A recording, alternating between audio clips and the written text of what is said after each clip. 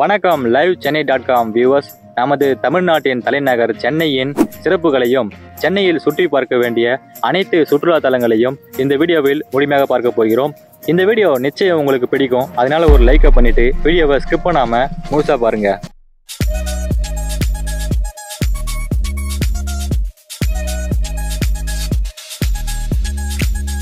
இந்தியாவின் தெற்கு பகுதியில் வங்காள விரிகுடா கடலோரம் அமைந்துள்ள நமது சென்னை தென்னிந்தியாவின் நுழைவாயில் என்று அழைக்கப்படுகிறது.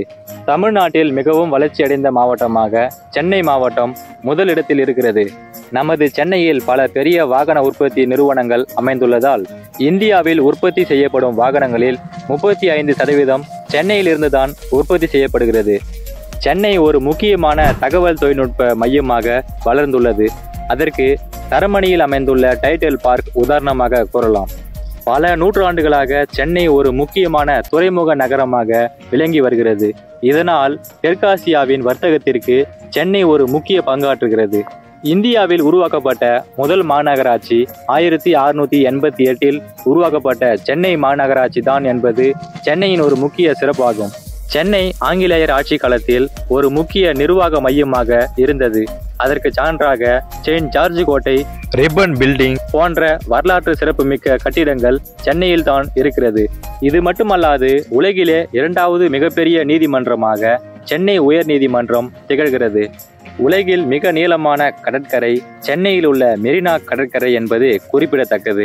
சென்னையில் அதிகப்படியான நடிகர்கள், இயக்குநர்கள் என சினிமா வட்டாரங்கள் அதிகமாக வாழுமிடமாக இருப்பதால் ஹாலிவுட் சினிமாவின் தாயகமாக சென்னை மாநகரம் விளங்குகிறது. சென்னையில் அமைந்துள்ள கன்னிமாரா பொது நூலகம் தேசிய களஞ்சிய நூலகங்களில் ஒன்றாகும். மேலும் இங்கு அமைந்துள்ள அண்ணா நூற்றாண்டு நூலகம் தெற்காசியாவிலே மிகப்பெரிய நூலகமாக விளங்குகிறது. இந்தியாவின் முக்கியமான போர் பீரங்கியான அர்ஜுன் சென்னையில் தான் தயாரிக்கப்பட்டது. சென்னையில் பல புகழ்பெற்ற பல்கலைக்கழகங்கள், கல்லூரிகள், பள்ளிகள் மற்றும் பல தொழில் பயிற்சி கூடங்கள் செயல்பட்டு வருகிறது. சென்னை மாவட்டம் பரப்பளவில் மிகச் சிறியதாக இருந்தாலும் அதிக மக்கள் அடர்த்தி கொண்ட மாவட்டமாக இன்றளவும் விளங்கி வருகிறது. சென்னையில் அமைந்துள்ள புழல் ஏரி, தாம்பரம் ஏரி, செம்பரம்பாக்கம் ஏரி ஆகிய ஏரிகள் சென்னை மக்களின் தண்ணீர் தேவையை பூர்த்தி செய்கிறது. இங்கு கோயம்பேட்டில் அமைந்துள்ள சென்னை புறநகர் பேருந்து நிலையம் ஆசியாவிலே 2வது மிகப்பெரிய பேருந்து நிலையமாக இருக்கிறது. இங்கிருந்து தமிழ்நாட்டின் அனைத்து பகுதிகளுக்கும் இந்தியாவின் பல்வேறு மாநிலங்களுக்கும் பேருந்து சேவை வழங்கப்படுகிறது. இந்த பேருந்து நிலையம் ஒரு நாளைக்கு 2000 பேருந்துகளையும் 2 லட்சம் பயணிகளையும் கையாளும் திறன் கொண்டது. இப்படி நமது சென்னையின் சிறப்புகளை சொல்லிக்கொண்டே போகலாம். சரி, இப்போது நமது சென்னையின் ஒட்டுமொத்த சுற்றுலா தலங்களை பற்றி ஒவ்வொன்றாக பார்ப்போம். முதலாவதாக மெரினா பீச். சென்னைக்கு போய் நம்ம சுற்றி பார்க்கணும்னு சொன்னாலே நம்ம எல்லாருக்கும் ஞாபகம் வரது மெரினா பீச் தாங்க. சென்னை சென்ட்ரல் இருந்து ஜஸ்ட் 3 கிலோமீட்டர் தொலைவில் மெரினா பீச் அமைந்துள்ளது. கிட்டத்தட்ட 13 கிலோமீட்டர் நீளமுடைய இந்த மெரினா பீச் உலகிலே 2வது மிக நீளமான பீச்சாக இருக்கிறது.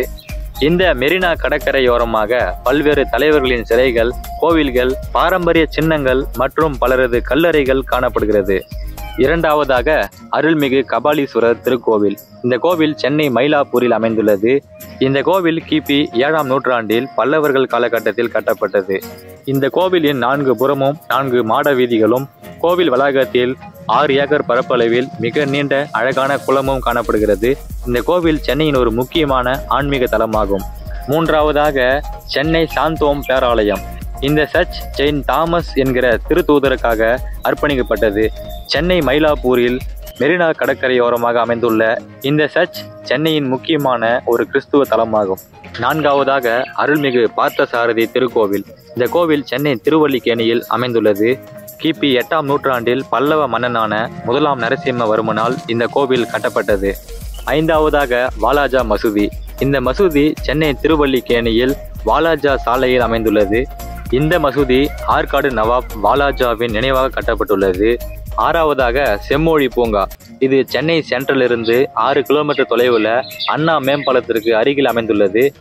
சுமார் 8 ஏக்கர் பரப்பளவில் பசுமையாக அமைந்துள்ள இந்த செம்மொழி பூங்கா ஊட்டி பொட்டானிக்கல் கார்டன் போல 700 வகையான தாவரங்களை உள்ளடக்கியதாக இருக்கிறது. 7வதாக வள்ளுவர் கோட்டம். இந்த இடம் திருக்குறளை எழுதிய திருவள்ளுவரின் நினைவாக கட்டப்பட்டுள்ளது. இந்த இடத்தில் திருவள்ளுவர் எழுதிய 1330 திருக்குறளும் கரும்பலகையில் எழுதி மக்களின் பார்வைக்காக வைக்கப்பட்டுள்ளது. இந்த இடம் சென்னை சென்ட்ரலில் இருந்து 6 கிலோமீட்டர் தொலைவில் நுங்கம்பாக்கத்தில் அமைந்துள்ளது. 8வதாக சென்னை கவர்மெண்ட் மியூசியம். இந்த அருங்காட்சியகம் சென்னை எழும்பூரில் 1861ஆம் ஆண்டு 16 ஏக்கர் பரப்பளவில் 6 கட்டிடங்களில் 46 காட்சி அறைகளாக வைக்கப்பட்டுள்ளது. இங்கு தொல்லியல், நாணயவியல், விலங்கியல், தொல்பொருள் ஆராய்ச்சிவியல், சிற்ப ஆராய்ச்சிவியல் மற்றும் பல வரலாற்று சான்றுகளை பார்வையிடும் மாணவர்களுக்கும் மக்களுக்கும் அருமையான காட்சி கூடமாக இந்த அருங்காட்சியகம் விளங்குகிறது. 9வதாக கன்னிமாரா பொது நூலகம். புகழ்பெற்ற பழமையான இந்த நூலகம் சென்னை எழும்பூரில் அரசு அருங்காட்சியகத்திற்கு அருகே அமைந்துள்ளது.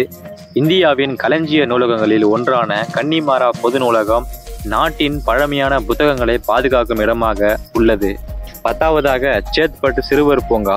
இந்த பூங்காவுக்கு அருகே ஒரு அழகான ஏரியும் அமைந்துள்ளது.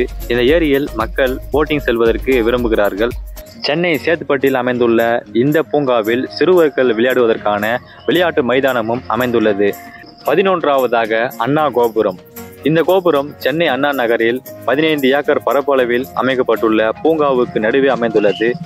1968ஆம் ஆண்டு கட்டப்பட்டுள்ள இந்த அண்ணா கோபுரம் 135 அடி உயரத்தில் 15 அடுக்குகளாக கட்டப்பட்டுள்ளது. மேலும் இந்த இடத்தில் ஒரு ஏரி, ஒரு அழகான பூங்கா மற்றும் சிறுவர்கள் விளையாடுவதற்கான விளையாட்டு மைதானமும் யோகா மைதானமும் அமைக்கப்பட்டுள்ளது. 12வதாக சென்னை ரயில் அருங்காட்சியகம். இந்த அருங்காட்சியகம் சென்னை கோயம்பேடு பேருந்து நிலையத்திலிருந்து 7 கிலோமீட்டர் தொலைவில் வில்லிவாக்கத்தில் ஆவடி சாலையில் அமைந்துள்ளது. இந்த அருங்காட்சியகத்தில் பிரிட்டிஷ் காலத்தில் பயன்படுத்திய ரயில் என்ஜின்கள் மற்றும் பல ரயில் பொருள்கள் சிறுவர்கள் பார்வைக்காக வைக்கப்பட்டுள்ளது. 13வதாக தொல்காப்பியர் சுற்றுச்சூழல் பூங்கா. இந்த பூங்கா சென்னை அடையாறில் அமைந்துள்ளது. இங்கு அமைந்துள்ள ஏரியில் பல்வேறு நாட்டை சேர்ந்த பறவைகளை நீங்கள் பார்க்க முடியும். 14வதாக பெசன்ட் நகர் கடற்கரை. சென்னை மெரினா பீச்சுக்கு அடுத்தபடியாக மக்கள் அதிகம் பார்வையிடும் பிரபல கடற்கரை பெசன்ட் நகர் பீச் தாங்க. பெசன்ட் நகர் பீச்சை எலியட்ஸ் பீச் என்றும் அழைப்பார்கள். 15வதாக அருள்மிகு பத்மநாப சுவாமி திருக்கோவில். கேரளா பாணியில் கட்டப்பட்டுள்ள இந்த திருக்கோவில் இந்து கடவுள் விஷ்ணுவுக்காக அர்ப்பணிக்கப்பட்டுள்ளது. இந்த கோவில் சென்னை அடையாறில் காந்தி நகரில் அமைந்துள்ளது. 16வதாக அருள்மிகு மருந்தீஸ்வரர் திருக்கோவில். தேவாரம் திருவாசகம் புகழ்பெற்ற இந்த மருந்தீஸ்வரர் கோவில் சென்னை திருவான்மையூரில் ஈசிஆர் ரோட்டில் அமைந்துள்ளது. 17வதாக திருவான்மையூர் பீச். திருவான்மையூரில் அமைந்துள்ள இந்த அழகான பீச் அப்பகுதி மக்களுக்கு ஒரு சிறந்த பொழுதுபோக்கு தலமாக இருக்கிறது. 18வதாக கிண்டி தேசிய பூங்கா. சென்னை மாவட்டத்தின் எல்லைக்குள் அமைந்துள்ள இந்த பூங்கா பல அரிய வகை விலங்குகளை உள்ளடக்கிய தேசிய பூங்காவாக இருக்கிறது. இந்தியாவின் 8வது மிகச்சிறிய தேசிய பூங்காவாக கிண்டி தேசிய பூங்கா திகழ்கிறது. 19வதாக அண்ணா நூற்றாண்டு நூலகம். ஆசியாவின் மிகப்பெரிய நூலகங்களில் அண்ணா நூற்றாண்டு நூலகமும் ஒன்றாகும். இந்த நூலகம் சென்னை சென்ட்ரலில் இருந்து 10 கிலோமீட்டர் தொலைவில் கோட்டூர்புரத்தில் அமைந்துள்ளது. 20வதாக பிர்லா கோளரங்கம். இதுவும் சென்னை சென்ட்ரலில் இருந்து கோட்டூர்புரத்தில் தான் அமைந்துள்ளது. பெரியார் அறிவியல் மற்றும் தொழில்நுட்ப மையம் வளாகத்தில் அமைந்துள்ள இந்த பிர்லா கோளரங்கம் 2009ஆம் ஆண்டு கட்டப்பட்டுள்ளது. இதேபோல் நமது சென்னையில் சுற்றி பார்க்க வேண்டிய ஒட்டுமொத்த சுற்றுலா தலங்கள் பல்வேறு இடங்கள் இருக்கின்றன. இதை பற்றி ஒவ்வொன்றாக நமது வலையொலி பக்கத்தில் காணுவோம். மேலும் பல சென்னை பற்றிய சுவாரஸ்யமான விஷயங்களை உடனுக்குடன் தெரிந்து கொள்ள நமது லைவ் சென்னை சேனலை மறக்காம சப்ஸ்கிரைப் பண்ணி ஃபாலோ பண்ணுங்க. மீண்டும் ஒரு அற்புதமான வீடியோவில் உங்களை சந்திக்கிறோம். நன்றி, வணக்கம்.